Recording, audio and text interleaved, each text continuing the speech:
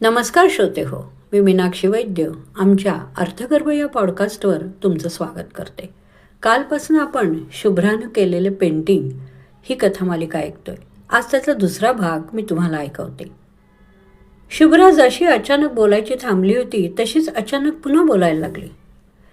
एक अनामिक ओढ मला ताई खेचून नेत होती. माझ्या विचारांशी माझ्या भावनेचं तुंबळ युद्ध चाललं होतं जणू. एका देवाचं रूप या 2 छटांमध्ये रंगवण्यासाठी माझे हात शिवशिवू लागले. अंगभर एक गरम ऊर्जेची लहर वेगाने फिरत होती. त्यामुळे माझा चेहरा रक्त झाला होता. डोळ्यात एक वेगळीच चमक आली होती. ती मलाही जाणवत होती. माझे हात थरथरत होते. माझा मेंदू मला आज्ञा देत होता, उठ, हातात कुंचला घे, बोर्डवर कॅनव्हास अडकव आणि त्या भोळ्या साम शंकराच्या दोन्ही बाजू एकाच चित्रात चितार. जगाला वाचवण्यासाठी विषाचा प्याला आपल्यात कंठात अडकवून नीळकंठ म्हणून घेणारा शंकर, विषाच्या जहाल पाण्यालाही एकाच ठिकाणी गोठवून टाकणारा कनवाळू, तसंच वेळ आली तर आपल्या तांडव नृत्याने सगळ्या धरतीला, आसमंताला भीतीचा थरार देणारा हा शिवशंकर, एकाच चित्रात चितार. बोलताना शुभ्राला धाप लागली. ताई ताई एकच शब्द बोलून शुभ्रा पुन्हा गप्प झाली. मी पण गप्प होते. तिच्याकडे बघितल्यावर माझ्या लक्षात आलं की तिच्या मनात ज्वालामुखी अडकलेला आहे. तो लवकरच फुटणार आहे.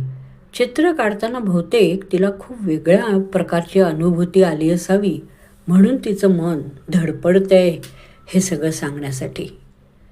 चेहऱ्यावरून शांत दिसतंय, तसं सगळं शांतच दिसत होता तिचा चेहरा.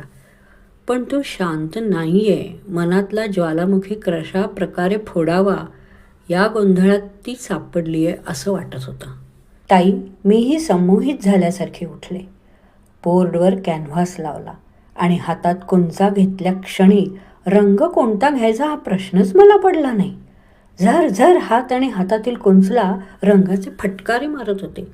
शुभ्राचा ज्वालामुखी फुटायला सुरुवात झाली होती. त्याची दाहकता लवकरच माझ्यापर्यंत पोचणार आहे याची मला खात्री झाली.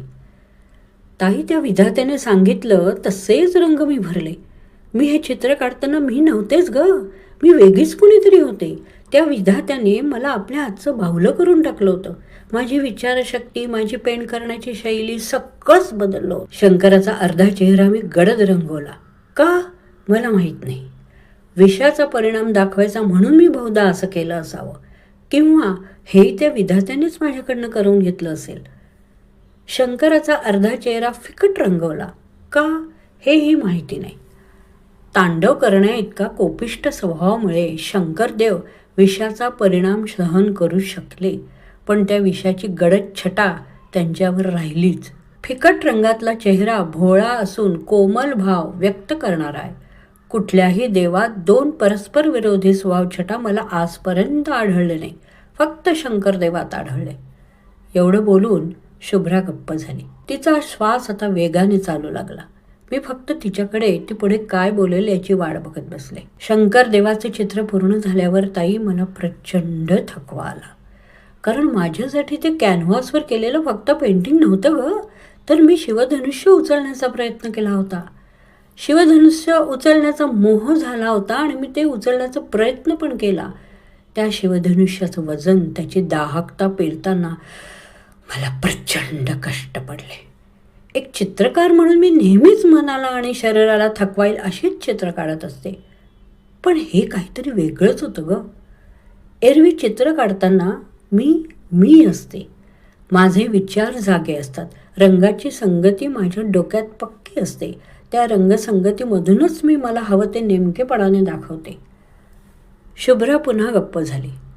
मधून शुभ्राचं असं गप्प राहणं मला कोड्यात टाकत होतं. आता का शुभ्रा गप्प झाली असेल? बघूया पुढल्या भागात.